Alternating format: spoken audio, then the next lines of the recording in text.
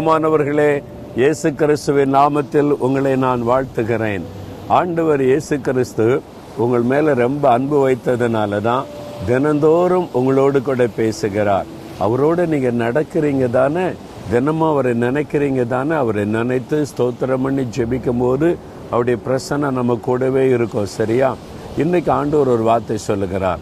ஏசாயா 59 அதிகாரம் 19 வசனத்துல, வெள்ளம் போல சத்துரு வரும் பொழுது கர்த்தருடைய ஆவியானவர் அவனுக்கு விரோதமாய் கொடியேற்றுவார். சத்துரு யார்? இந்த சத்துரு சாத்தான், பிசாசு. இந்த உலகத்தில் கிரியை செய்கிற அந்த தீய வல்லமைன்னு நம்ம சொல்றோமே, அந்த சாத்தான் வெள்ளம் போல வருவானா. தேவ பிள்ளைகளுக்கு விரோதமாய் வெள்ளம் போல வந்து அழித்து விடும்படி முயற்சி பண்ணுவானா. அப்படி பிசாசு எழும்பி வரும்போது ஆவியானவர் சொல்லுவார், நெல், இதுக்கு மேல என் பிள்ளைகளை நெருங்க கூடாது, கொடியேற்றி விடுவார், ஜெய கொடியேற்றுவார். இதை தாண்டி நீ வர முடியாது, என் பிள்ளைகளை தொட முடியாது என்று சொல்லி தேவன் நம்மை பாதுகாக்கிறார். இந்த உலகத்தில் எத்தனையோ ஆபத்துகள் வெள்ளம் போல நம்மை விழுங்கி விடும்படி அழித்து விடும்படி வருகிறது இல்லையா? இந்த வெள்ளம் வரும்போது பார்த்திருக்கீங்களா?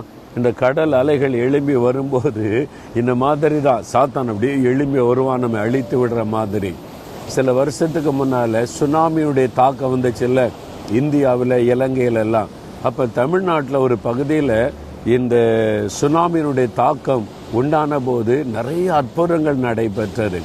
அதுல ஒரு அற்புதத்தை எனக்கு ரொம்ப பிரியமான ஒரு ஊழியக்காரர் சகோதரர் சாம் ஜபத்துரை அவங்க நடந்த ஒரு சம்பவத்தை ஒரு அம்மா அவங்களோட பகிர்ந்து கொண்டாங்க. அந்த அனுபவத்தை எனக்கு சொன்னாங்க.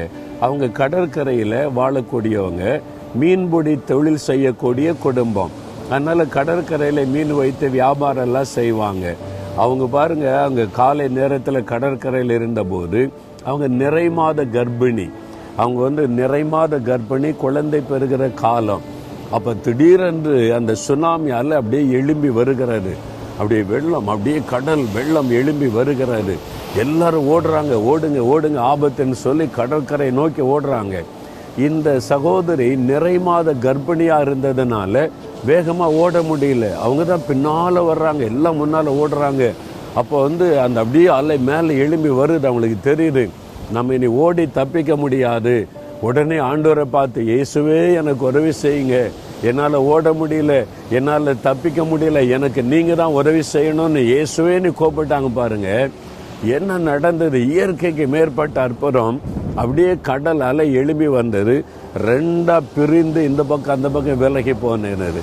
இந்த சகோதரி ஓடி முடிக்க வரைக்கும் அந்த பக்கம் தண்ணியே வரவில்லை, அப்படியே விலகி போனதாக அவங்க ஆச்சரியமா சொன்னாங்க, ஆண்டவர் என்னை காப்பாத்தினாருன்னு சொல்லி. எவ்வளவு பெரிய வெள்ளம் எழும்பி வந்தாலும், சுனாமியே வந்தாலும், சுனாமி போல சாத்தான் உங்களை தாக்கி அழித்துவிட நினைத்தாலும் உங்களை பாதுகாக்கிற தேவன் இருக்கிறார். மந்திரவாத, பில்லிசோனியம், பொறாமை நாவி எதுக்கும் பயப்படாதங்க. நீங்க ஆண்டவரை சார்ந்து கொள்ளுங்க. இயேசுவே நீங்க என் கூட இருங்கன்னு சொல்லுங்க போதும். அவர் கூட இருந்தா எல்லா சத்துருவின் வல்லமையின் தூரத்துல தான் நிற்கும்.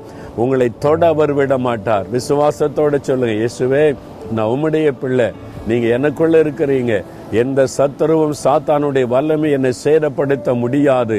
அவன் வெள்ளம் போல எழும்பினாலே நீங்க கொடியேற்றுவீங்க. விசுவாசத்தோட சொல்லுங்க, ஆண்டவர் பாதுகாத்து நடத்துவார். அப்படி சொல்லலாமா? இயேசுவே என் மேல உங்களுக்கு எவ்வளவு அன்பு அப்பா. சாத்தான் எனக்கு விரோதமாய் வெள்ளம் போல எழும்பினாலும் என்னை சேதப்படுத்தாதபடி நீங்க பாதுகாக்கிறதற்கு, என் கூட இருக்கிறதற்கு ஸ்தோத்திரம் ஸ்தோத்திரம். இயேசு கிறிஸ்துவின் நாமத்தில் ஜெயம் எடுக்கிறேன். இயேசுவின் நாமத்தில் ஆமேன் ஆமேன்.